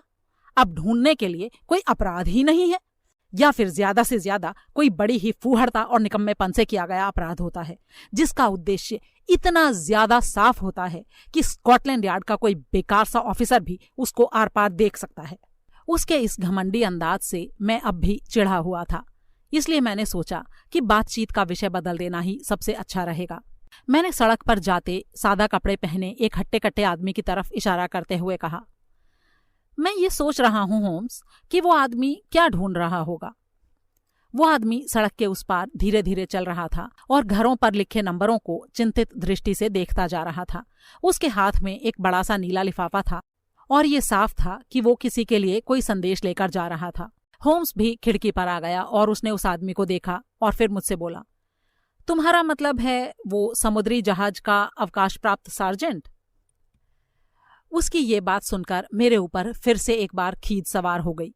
मैंने मन ही मन सोचा, बड़ा इतरा रहा है क्योंकि जानता है ना कि मैं इसकी इस बात की पुष्टि नहीं कर सकता। ये विचार मेरे मन में आया ही था कि जिस आदमी के बारे में हम बातें कर रहे थे, उस आदमी की नजर अचानक हमारे दरवाजे पर लगे नंबर पर पड़ी और वो जल्दी से सड़क पार करने के लिए दौड़ा। हमने एक तेज दस्तक सुनी। नीचे एक गहरी और सीढ़ियां चढ़ते भारी कदमों की आवाज सुनाई पड़ी। कमरे में दाखिल होते हुए उसने वो पत्र मेरे दोस्त को थमाते हुए उससे कहा, ये मिस्टर शर्लॉक होम्स के लिए है। अब मेरे पास होम्स का घमंड दूर करने का बड़ा ही अच्छा मौका था। मैंने सपाट आवाज में उस आदमी से पूछा, तुम्हारा पेशा क्या है? उसने रुखाई से कहा, मैं नौसेना में हूं, मेरी वर्दी ठीक होने गई है। और वहां तुम क्या काम करते हो? मैं सार्जेंट हूं, royal marine life infantry sir. इतना कहकर उसने अपनी एड़ियां खटखटाई, हाथ सैल्यूट की मुद्रा में उठाया और कमरे से बाहर निकल गया। अध्याय 3। मुझे मानना पड़ेगा कि मैं काफी हैरान था, लेकिन फिर भी मेरे मन में हल्का सा शक बाकी था कि कहीं ये पूरी घटना पहले से सोची समझी तो नहीं थी मुझे हैरानी में डालने के लिए। हालांकि मुझे बेवकूफ बनाने के पीछे होम्स का क्या फायदा हो सकता था, ये भी मेरी समझ से बाहर था। जब मैंने उसकी तरफ देखा तब तक वो नोट पढ़ चुका था और उसकी आंखों में वही अनमना सपाट खालीपन नजर आया। मैंने उससे पूछा, आखिर तुम इस नतीजे पर पहुंचे कैसे? कौन सा नतीजा? ये कि वो मरीन्स का अवकाश प्राप्त सार्जेंट था। देखो वॉटसन, बेकार की बातों के लिए मेरे पास टाइम नहीं है। मेरी बदतमीजी के लिए मुझे माफ करना, लेकिन तुमने मेरे विचारों की श्रृंखला को तोड़ दिया। अच्छा, लेकिन ये बताओ, क्या तुम्हें वाकई समझ नहीं आया कि वो आदमी मरीन्स में सार्जेंट था? नहीं, बिल्कुल नहीं, मैंने कहा। देखो, मैं तुम्हें बता दूं कि मैं जितनी आसानी से चीजों को जान लेता हूं उतनी आसानी से उन्हें सामने वाले को समझा नहीं पाता, फिर भी कोशिश करके देखता हूं। सड़क के पार से ही मैंने उसके हाथ के पीछे एक बड़ा सा नीले रंग का लंगर गोदा हुआ टैटू देखा था। उससे मुझे एहसास हुआ कि वो समुद्र से जुड़ा है, लेकिन उसकी चाल में सैनिकों जैसा रौब था और उसकी बड़ी बड़ी मूछें थी, इसीलिए वो एक मरीन था। उसमें स्वाभिमान था और हुक्म चलाने की आदत। तुमने देखा होगा कि वो किस तरह अपना सिर उठाकर चल रहा था और अपनी बेंत को झुला रहा था। ऐसा लगता था कि वो एक इज्जतदार अधेड़ उम्र का आदमी है।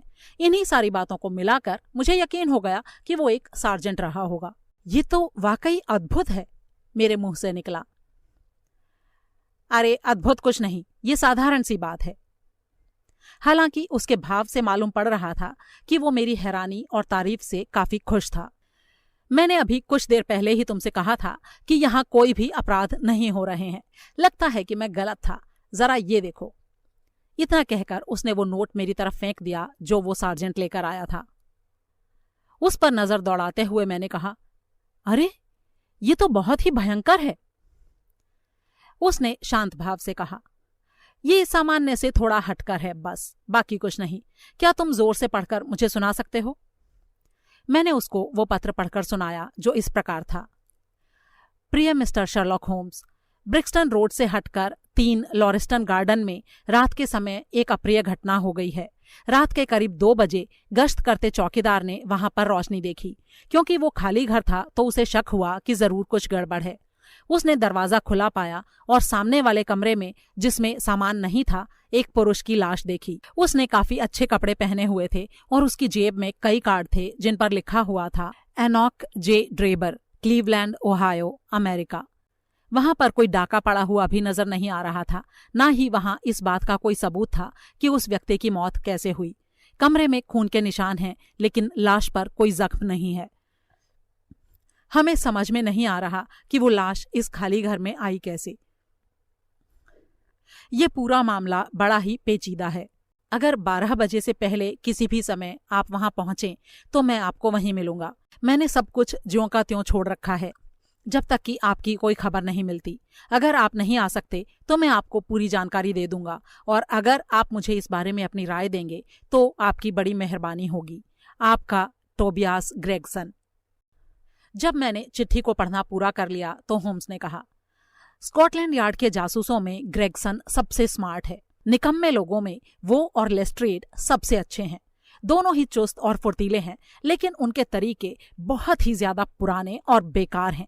वे हमेशा एक दूसरे की पीठ में छुरा भोंकते रहते हैं। खूबसूरत हीरोइनों की तरह वो आपस में एक दूसरे से बुरी तरह जलते भी हैं। अगर वे दोनों ही इस मामले की छानबीन करने लगे तो इस केस में मजा ही आ जाएगा। उसके बात करने के इस शांत भाव से मैं हैरान था। मैंने कहा, मेरे ख्याल से तुम्हें देर नहीं करनी चाहिए। क्या मैं तुम्हारे लिए कैब का इंतजाम करूं? मुझे पक्का नहीं मालूम कि मैं जाऊंगा या नहीं। मैं बड़ा ही आलसी हूं। जब मुझे दौरा चढ़ता है तो कभी कभी मैं बहुत फुर्तीला भी हो जाता हूं। लेकिन यही तो वो मौका है जिसका तुम इंतजार कर रहे थे। मुझे इससे क्या फर्क पड़ता है वॉटसन? मान लो मैं इस केस को सुलझा भी लेता हूं तो यकीन मानो कि लेस्ट्रेड, ग्रेगसन एंड कंपनी इसका पूरा क्रेडिट अपनी जेब में डाल लेंगे। अनऑफिशियल आदमी होने का यही तो नुकसान होता है। लेकिन वो तो तुमसे मदद मांग रहा है। हाँ, क्योंकि वो जानता है कि मैं उससे ज्यादा काबिल हूं, और ये बात मेरे सामने मानता भी है। लेकिन किसी तीसरे के सामने ऐसा करने से पहले वो अपनी जीभ को ही काट देगा। लेकिन खैर, जो भी हो, हमें एक बार जाकर देखना तो होगा ही। मैं इस मामले को अपने आप ही सुलझा दूंगा, और ज्यादा कुछ नहीं तो मैं उन पर हंस तो सकता ही हूं। चलो आओ।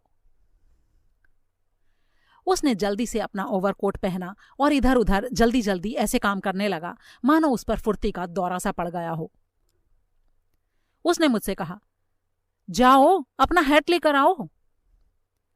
क्या तुम ये चाहते हो कि मैं तुम्हारे साथ चलूं? हाँ, अगर तुम्हारे पास करने के लिए और कुछ नहीं है तो जरूर चलो, मुझे खुशी होगी। मुझे भला क्या एतराज हो सकता था। 1 मिनट के बाद ही हम दोनों एक घोड़ा गाड़ी में बैठे तेजी से ब्रिक्सटन रोड की तरफ चले जा रहे थे। वो एक बदली भरे कोहरे वाली सुबह थी और घरों के ऊपर एक मटमैले रंग की चादर सी छाई थी। मेरा मित्र काफी प्रसन्न दिखाई दे रहा था। पूरे रास्ते वो मुझे क्रेमोना, फिडल्स और स्कैंडिनेविया के बारे में बताता रहा। जहां तक मेरा सवाल था, मैं चुप था, क्योंकि उस बदरंग मौसम और हमारे मकसद की गंभीरता के कारण मेरा मन थोड़ा खराब सा हो रहा था। जब होम्स किसी भी तरह चुप नहीं हुआ तो मैंने उसे टोकते हुए कहा, तुम्हारे सामने जो केस है, तुम उसके ऊपर तो विचार कर नहीं रहे हो? हाँ, नहीं कर रहा। वो इसलिए क्योंकि अभी मेरे पास कोई जानकारी नहीं है, तो मैं उस पर विचार करके क्या करूं? सारे सबूत इकट्ठा होने से पहले किसी नतीजे पर पहुंचना सबसे बड़ी गलती होता है। लगता है सारी जानकारी तुम्हें जल्दी ही मिल जाएगी, क्योंकि ये ब्रिक्सटन रोड आ गया है और यही वो घर है, अगर मैं गलत नहीं हूं तो, मैंने कहा। हाँ, ये तो है। ड्राइवर, गाड़ी रोको। हम अब भी वहां से करीब 70 मीटर दूर थे, लेकिन उसने जिद करके हमें वहीं पर उतरने को कहा और बाकी यात्रा हमने पैदल पूरी की। नंबर 3 लॉरिस्टन गार्डन का वो घर बड़ा ही मनहूस और भयानक सा दिखाई पड़ रहा था। सड़क से थोड़ा हटकर स्थित 4 घरों में से एक वो था जिनमें से 2 घर भरे हुए थे और 2 खाली। इन घरों की 3 मंजिला खाली उदास सी खिड़कियों में कहीं कहीं टू लेट यानी किराए के लिए खाली है का बोर्ड लगा था। जिस घर में हमें जाना था उसके छोटे से बगीचे में बीमार पौधे बेतरतीबी से उगाए थे और पीले से रंग की एक पगडंडी उसे बीच से काट रही थी, जो शायद मिट्टी और कंकड़ों के मिश्रण से बनी थी। सारी रात होने वाली बरसात के कारण पूरी जगह में किचकिच हो रही थी। बगीचे के चारों तरफ करीब 1 मीटर की ईंटों की दीवार थी, जिसके ऊपर लकड़ी के फट्टे लगे हुए थे और इसी दीवार के सहारे पुलिस का एक कांस्टेबल खड़ा था। उसे कुछ लोफरनुमा लोग घेरे खड़े हुए थे। ये लोग गर्दन उचकाकर अंदर झांककर देखने की कोशिश कर रहे थे कि अंदर क्या चल रहा था।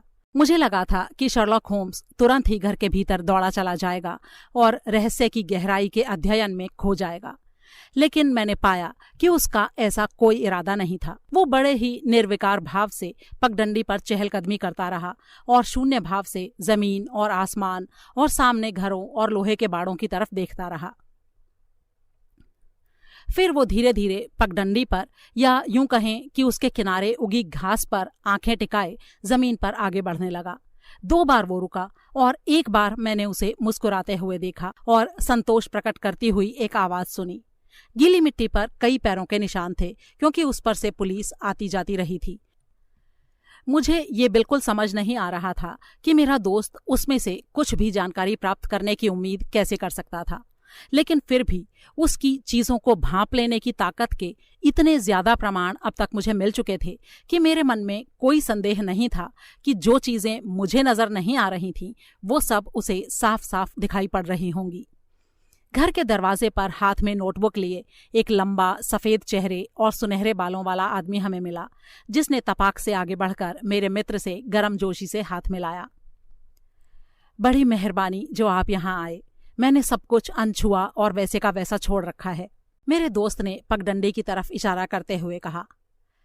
उस रास्ते को छोड़कर। उस पर इतनी गंदगी तब भी नहीं फैली होती जब उसके ऊपर से भैंसों का झुंड गुजरा होता।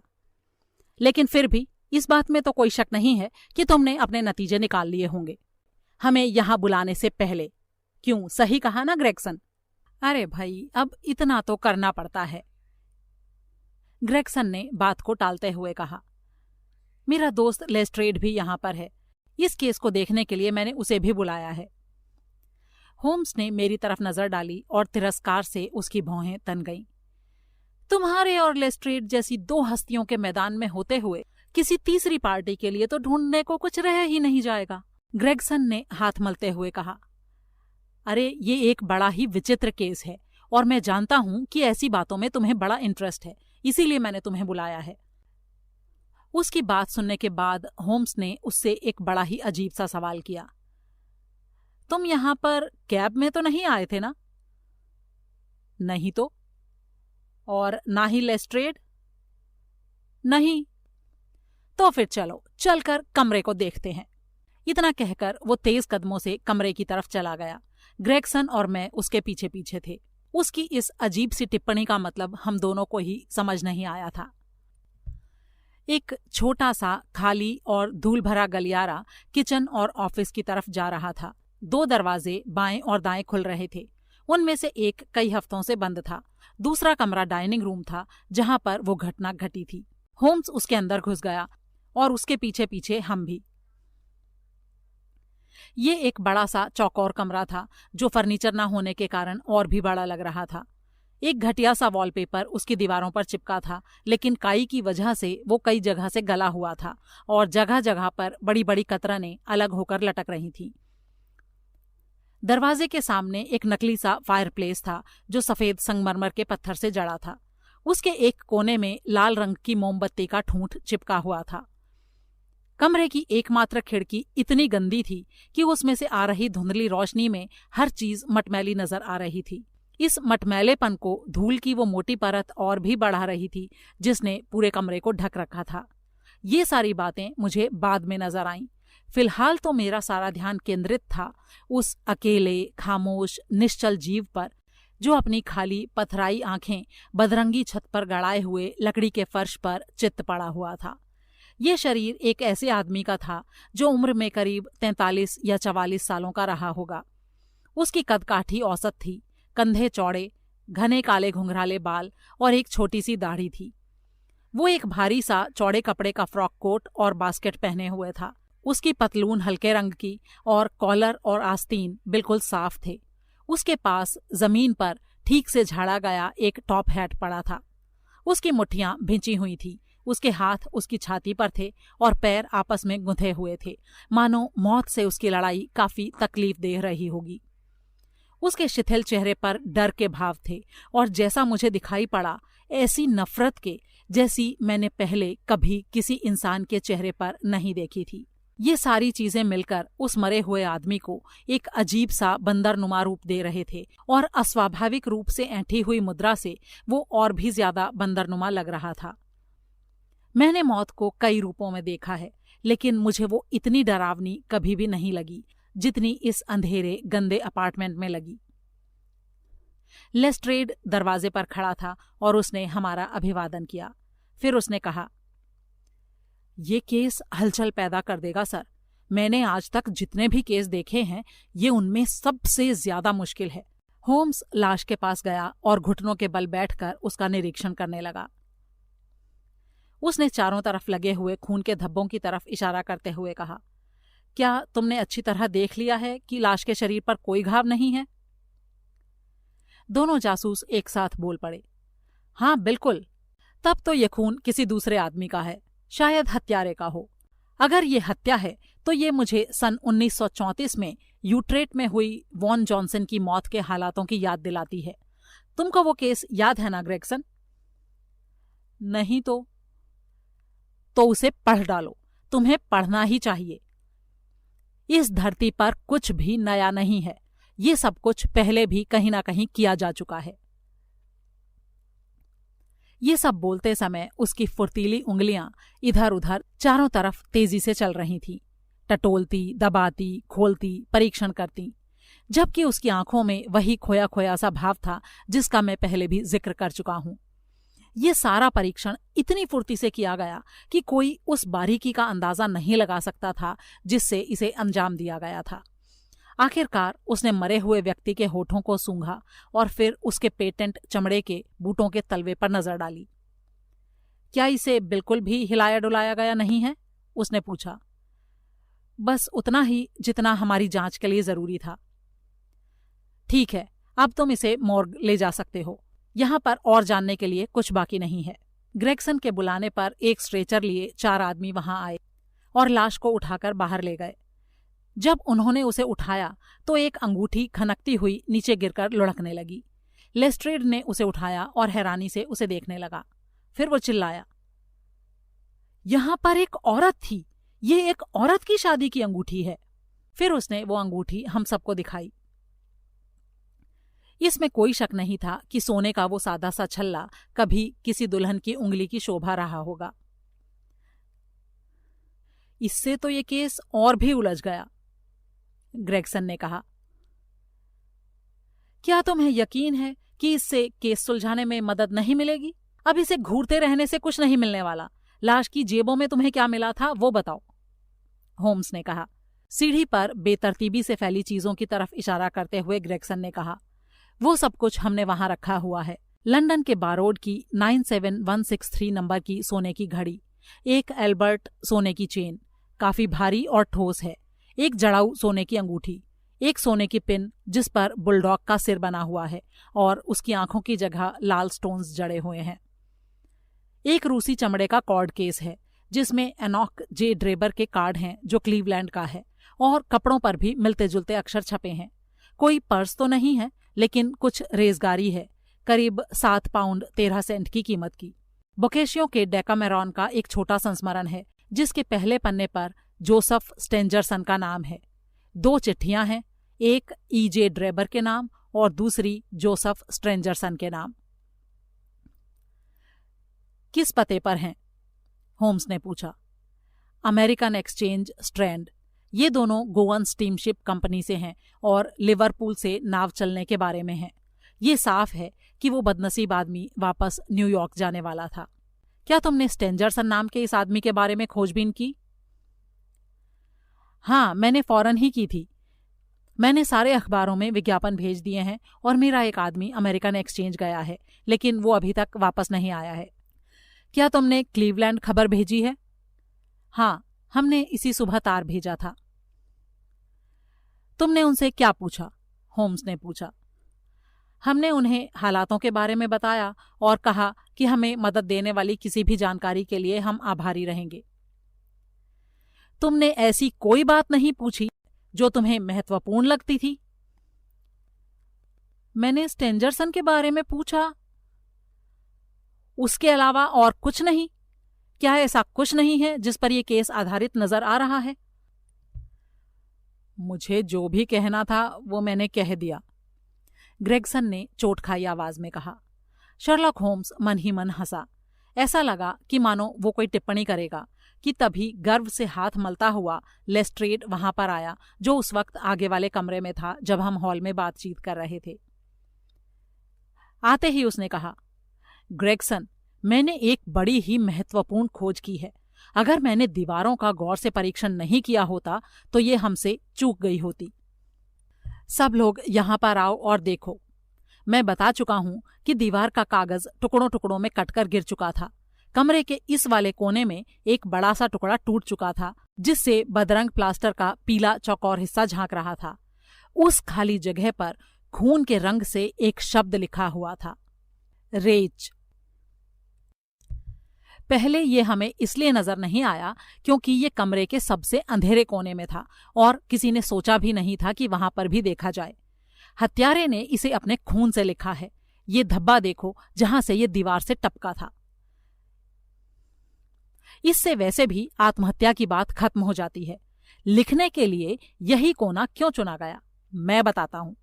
मेंटल पीस पर यह मोमबत्ती देख रहे हो, ये उस वक्त जल रही थी, और अगर ये जल रही थी तो इस कोने में अंधेरे की जगह सबसे ज्यादा रोशनी थी। और इस सारी बात का साफ मतलब है कि लिखने वाला यहाँ पर रेचल लिखना चाहता था, लेकिन नाम पूरा करने से पहले ही कोई अड़चन आ गई।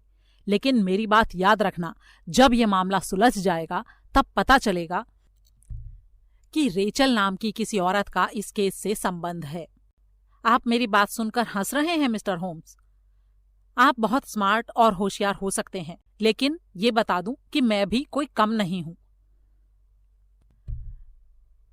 अपनी हंसी को रोकते हुए होम्स ने कहा, मैं सचमुच तुमसे माफी चाहता हूं लेस्ट्रेड। ये बात खोज निकालने का श्रेय तो तुम्हें ही जाता है, और जैसा कि तुम कह रहे हो, ये भी साफ दिखाई पड़ रहा है कि ये पिछली रात के रहस्य में शामिल दूसरे आदमी ने ही लिखा है। मैंने इस कमरे का जायजा अभी तक नहीं लिया है, लेकिन अब तुम्हारी अनुमति से मैं ऐसा कर लेता हूं। फिर उसने अपनी जेब से एक नापने वाला फीता और एक मैग्नीफाइंग ग्लास निकाला। उन दोनों चीजों के साथ वो चुपचाप कमरे में चहलकदमी करने लगा। कभी रुकता, कभी घुटनों के बल बैठता, और एक बार तो मुंह के बल लेट गया। वो अपने काम में इतना मशगूल था कि उसे ये भी याद नहीं था कि हम लोग वहां मौजूद हैं। वो पूरा समय अपने आप से ही कुछ कुछ बुदबुदाता रहा। कभी उत्तेजना में चिल्ला पड़ता, कभी कराहता, कभी सीटी बजाता, कभी उम्मीद भरी आवाजें निकालता। उसे देखते हुए मुझे अकस्मात ही अच्छी नस्ल और ट्रेनिंग प्राप्त किए हुए फॉक्स हाउंड की याद आ गई, जो किकियाता हुआ अपनी झाड़ी में आगे से पीछे दौड़ते हुए किसी खोई हुई गंध को ढूंढने की कोशिश करता है। करीब 20 मिनट तक वो ऐसे ही छानबीन करता रहा। एक जगह पर उसने बहुत ध्यान से जमीन पर से भूरी मिट्टी का एक छोटा सा ढेर उठाकर एक लिफाफे में डाल लिया। आखिर में उसने अपने मैग्नीफाइंग ग्लास से दीवार पर लिखे शब्दों को गौर से देखा और हर अक्षर को बड़ी ही बारीकी से जांचा।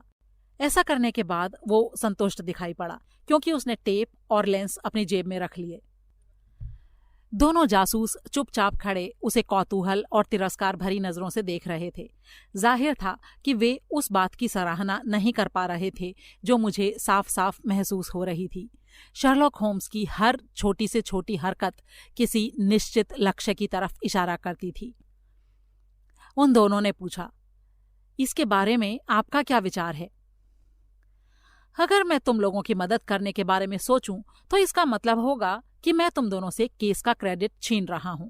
तुम लोग इतना बढ़िया काम कर रहे हो कि किसी का भी इसमें दखल देना गलत होगा। अगर तुम अपनी छानबीन की जानकारी मुझे देते रहोगे तो तुम्हें किसी भी तरह की मदद देने में मुझे खुशी होगी। इस बीच मैं उस कांस्टेबल से बात करना चाहता हूं जिसे ये लाश मिली थी। क्या तुम मुझे उसका नाम और पता दे सकते हो? लेस्ट्रेड ने अपनी नोटबुक पर नजर डालते हुए कहा, उसका नाम है जॉन रेंस। इस समय वो ड्यूटी पर नहीं है। उसके घर का पता है 46 ऑडले कोर्ट, कॉनिंगटन पार्क। होम्स ने पते को नोट कर लिया। फिर वो बोला, चलो डॉक्टर, हम जाकर कांस्टेबल से मिलते हैं। फिर वो जासूसों की तरफ मुड़कर बोला, मैं तुम्हें एक बात बता देता हूं जिससे इस केस में तुम्हें मदद मिलेगी। यहां पर हत्या हुई है और हत्यारा एक आदमी था। वो करीब 2 मीटर से ज्यादा लंबा युवक था, अपनी लंबाई के अनुपात से छोटे पैरों वाला, चौकोर पंजों वाले घटिया बूट पहने हुए था और ट्रिश्नोपोली सिगार पीता था। वो 4 पहियों वाली गाड़ी में अपने शिकार के साथ यहाँ पर आया था, जिसे एक घोड़ा खींच रहा था। उसकी 3 नालें पुरानी थीं और पिछले खुर की 1 नाल नई थी। जहां तक मुझे लगता है, हत्यारे का चेहरा लाल था और उसके दाएं हाथ की उंगलियों के नाखून काफी लंबे थे। वैसे तो ये कुछ संभावनाएं हैं, लेकिन शायद इनसे तुम्हें कुछ मदद मिल जाए। लेस्ट्रेड और ग्रेगसन ने एक दूसरे की तरफ अविश्वास भरी नजरों से देखा। अगर इस आदमी की हत्या हुई है तो कैसे हुई? जहर से, होम्स ने रुखाई से कहा और चला गया। दरवाजे पर रुककर मुड़ते हुए उसने कहा, एक और बात लेस्ट्रेड, रेच का अर्थ जर्मन में है बदला, इसलिए किसी मिस रेचल की तलाश में अपना वक्त बर्बाद मत करना। अपने दोनों प्रतिद्वंद्वियों पर अपना ये आखिरी तीर छोड़ने के बाद वो मुस्कुराता हुआ कमरे से बाहर निकल गया। अध्याय 4। जब हम नंबर 3 लॉरेस्टन गार्डन से निकले उस वक्त 1 बज रहा था। होम्स मुझे सबसे नजदीक के टेलीग्राम ऑफिस ले गया और वहां से उसने एक लंबा सा टेलीग्राम भेजा। फिर उसने एक कैब बुलाई और ड्राइवर को कहा कि हमें लेस्ट्रेड के दिए पते पर ले जाए। फिर उसने मुझसे कहा, सबूत जैसा तो कुछ भी नहीं है। असल में मेरे दिमाग में ये केस पूरी तरह से सुलझ चुका है, लेकिन फिर भी जो कुछ हम जान सकते हैं हमें जान लेना चाहिए। मैंने हैरानी भरे स्वर में कहा, तुम तो मुझे ताज्जुब में डाल देते हो होम्स। तुमने जो सारी बारीकियां बताई हैं उनके बारे में तुम्हें वाकई उतना नहीं मालूम जितना जानने का तुम नाटक कर रहे हो, है कि नहीं? उसने बड़े ही सधे स्वर में कहा, गलती की तो कोई गुंजाइश ही नहीं है। वहां पहुंचने पर मेरा ध्यान सबसे पहले इस बात पर गया कि पत्थरों के पास ही किसी कैब के पहियों से 2 लकीरें बनी हुई थीं। अब पिछली रात से पहले 1 हफ्ते तक कोई बारिश नहीं हुई थी, इसलिए इतने गहरे निशान छोड़ने वाले पहिए रात में ही आए होंगे। वहां पर घोड़े के खुरों के भी निशान थे, जिसमें एक निशान बाकी 3 निशानों से ज्यादा साफ था। इसका मतलब है कि वो नाल नई थी, क्योंकि वो घोड़ा गाड़ी बारिश शुरू होने के बाद वहां आई थी और सुबह किसी भी समय नहीं आई, ऐसा ग्रेगसन ने मुझे खुद बताया है। इसका मतलब यही हुआ कि वो रात में ही आई होगी। इस तरह वो घर में दोनों लोगों को लेकर आई। अब तुम कह रहे हो तो ये बहुत आसान दिखाई पड़ रहा है, लेकिन तुम्हें दूसरे आदमी की लंबाई के बारे में कैसे पता चला? मैंने पूछा। 10 में से 9 मामलों में किसी भी आदमी की लंबाई उसके पैरों के कदमों की लंबाई से नापी जा सकती है। ये एक बड़ी आसान सी कैलकुलेशन है। हालांकि मैं इन सारी बातों से तुम्हें बोर नहीं करना चाहता।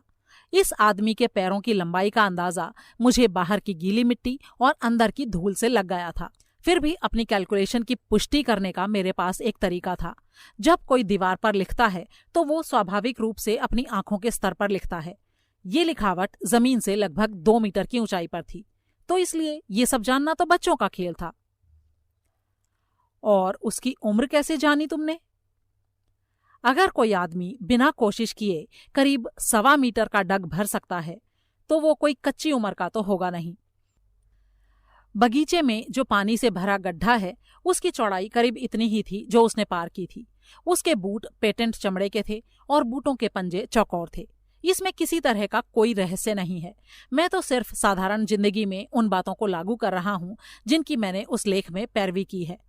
क्या और भी कोई बात है जो तुम्हें समझ में नहीं आ रही है वॉटसन? हाँ, उसके नाखून और ट्रिश्नोपोली सिगार। देखो, दीवार पर जो लिखा गया था वो किसी आदमी की खून में डूबी उंगली से लिखा गया था। मेरे मैग्नीफाइंग ग्लास ने मुझे ये बताया कि ऐसा करते वक्त प्लास्टर थोड़ा खुरचा हुआ था, जो तब नहीं होता अगर उस आदमी के नाखून कटे हुए होते।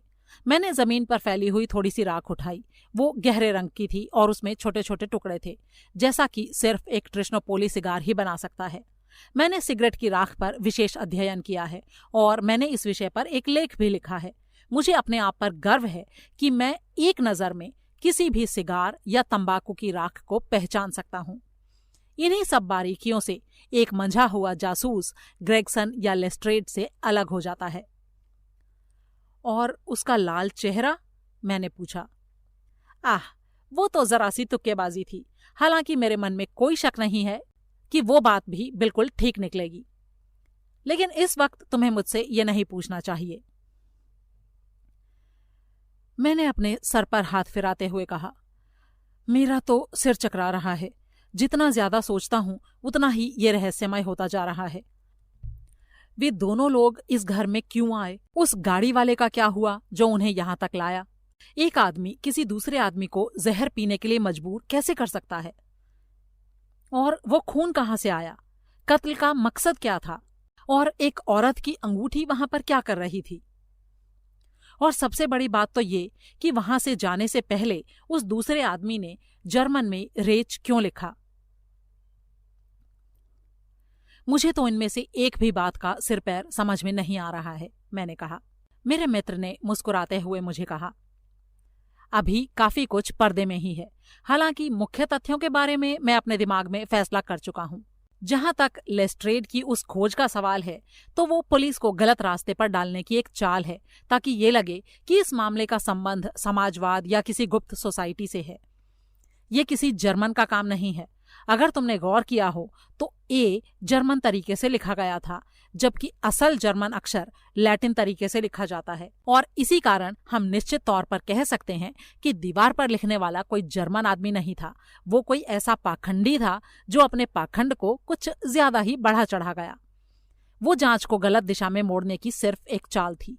मैं तुम्हें केस के बारे में और कुछ भी नहीं बताऊंगा डॉक्टर। तुम जानते हो कि अपना पूरा खेल समझा देने के बाद बाजीगर को कोई भी तारीफ नहीं मिलती। और अगर मैं अपने काम करने के तरीके के बारे में तुम्हें बता देता हूं तो जल्दी ही तुम इस नतीजे पर पहुंच जाओगे कि मैं आखिरकार एक साधारण सा इंसान हूं। मैं ऐसा कभी नहीं करूंगा होम्स। तुमने जासूसी की कला को ऐसा शुद्ध विज्ञान बना डाला है जिससे ज्यादा तर्कपूर्ण इस दुनिया में कभी कुछ हो ही नहीं सकता। मेरी ये बात सुनकर होम्स का चेहरा खुशी से लाल हो गया, क्योंकि ये बात मैंने सच्चे दिल से कही थी। ये बात मैं पहले ही जान चुका था कि अपनी कला की तारीफ सुनने पर उसे बहुत ही खुशी होती थी। उसने बड़े ही खुश स्वर में कहा, मैं तुम्हें एक बात और बताता हूं। पेटेंट लेदर और चौकोर पंजे एक ही कैब में आए थे और वे दोनों दोस्ताना अंदाज में शायद बाहों में बाहें डाले इस रास्ते से गए थे। जब वे अंदर पहुंचे तो कमरे में इधर से उधर घूमे होंगे, या फिर शायद पेटेंट लेदर वाला खड़ा रहा जबकि चौकोर पंजे वाला इधर से उधर घूमा। ये सब मैंने धूल में बने निशानों से देख लिया था। और मैंने ये भी देख लिया था कि जैसे जैसे वो चहलकदमी करता गया उसकी उत्तेजना भी बढ़ती जा रही थी। ये उसके डगों की बढ़ती लंबाई से जाहिर था। वो पूरा समय कुछ बोल रहा था और उसका गुस्सा बढ़ता जा रहा था। उसके बाद ये ट्रेजेडी हुई। अब मैंने तुमको वो सब बता दिया है जितना मुझे खुद मालूम था। बाकी सब सिर्फ तुक्केबाजी है, लेकिन फिर भी हमारे पास कुछ अच्छे सबूत हैं जिनसे हम शुरुआत कर सकते हैं। हमें जल्दी करनी होगी क्योंकि आज दोपहर को मैं नॉर्मन नेरूडा के कॉन्सर्ट में जाना चाहता हूं। जब ये बातचीत हो रही थी तब हमारी घोड़ा गाड़ी अंधेरी सड़कों और गंदी गलियों से गुजर रही थी। इनमें से सबसे गंदी और अंधेरी गली में जाकर हमारे कोचवान ने गाड़ी रोक दी और बदरंगी ईंटों की तरफ इशारा करते हुए कहा, ऑडले कोर्ट वहां पर है। ये कोई खूबसूरत जगह नहीं थी। वो पतली गली हमें एक चौराहे पर ले गई। वहां पर झंडे टंगे थे और चारों तरफ गंदे घर थे। मैले कुचैले बच्चों और गंदे कपड़ों के बीच से होते हुए हम 46 नंबर तक पहुंचे, जिसका दरवाजा पीतल के एक टुकड़े से सजा था जिस पर रेंस का नाम खुदा था। पूछताछ करने पर पता चला कि कांस्टेबल बिस्तर में था और हमें आगे के एक कमरे में बिठा दिया गया कि हम उसका इंतजार कर सकें। कुछ देर बाद वो आया और नींद से जगाए जाने के कारण थोड़ा चिढ़ा हुआ दिखाई दिया। मैंने ऑफिस में अपनी रिपोर्ट दे तो दी थी, उसने कहा। होम्स ने अपनी जेब से आधा सॉवरेन निकाला और उससे खेलने लगा। फिर बोला, हमने सोचा कि हम तुम्हारे मुंह से ही वो सब सुनना चाहेंगे। कांस्टेबल की आंखें उस सुनहरे सिक्के पर टिक गईं और उसने मुस्कुराते हुए जवाब दिया, जो कुछ भी मैं बता सकता हूं वो बताने में मुझे बड़ी खुशी होगी। मैं आपको सब कुछ शुरू से बताता हूं।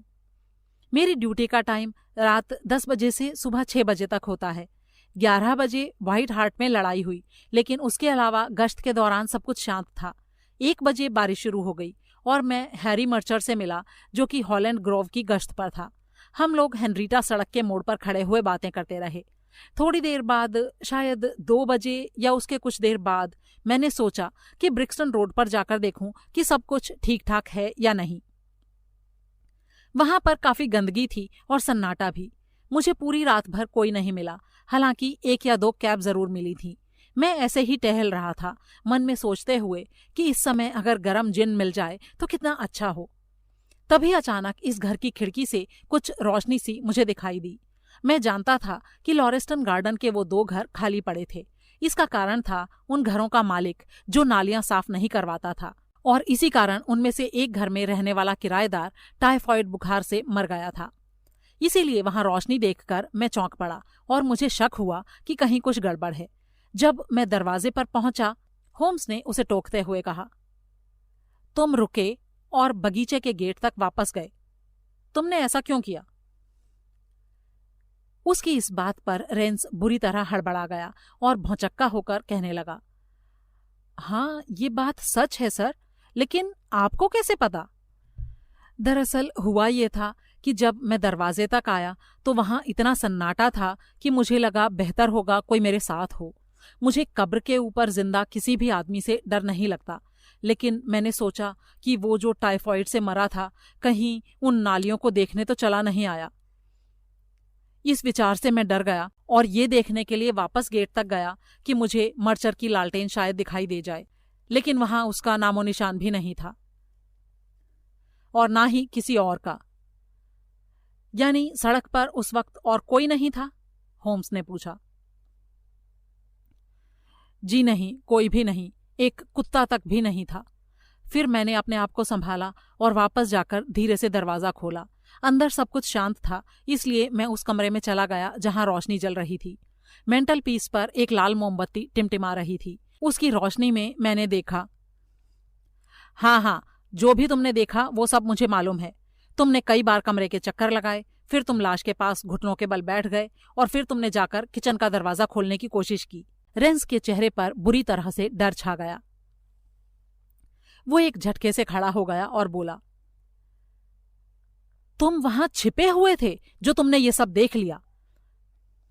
मुझे लगता है कि तुम्हें जितना मालूम होना चाहिए था तुम उससे कहीं ज्यादा जानते हो। उसकी ये बात सुनकर होम्स हंस पड़ा और उसने कांस्टेबल की तरफ मेज पर अपना कार्ड फेंक दिया। हत्या के लिए कहीं मुझे जेल मत भिजवा देना। मैं खोजी कुत्तों में से हूं, भेड़िया नहीं हूं। ग्रेगसन या लेस्ट्रेड तुम्हें इस बारे में बता देंगे। अब आगे बोलो, फिर तुमने क्या किया?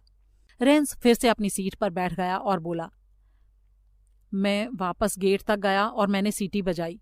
इससे मर्चर और 2 दूसरे लोग वहां पर आ गए। क्या उस वक्त सड़क खाली थी? जी हां, खाली तो थी, लेकिन सवाल ये है कि वहां पर कोई काम का आदमी था या नहीं। क्या मतलब है तुम्हारा? होम्स ने पूछा। कांस्टेबल के चेहरे पर मुस्कुराहट फैल गई।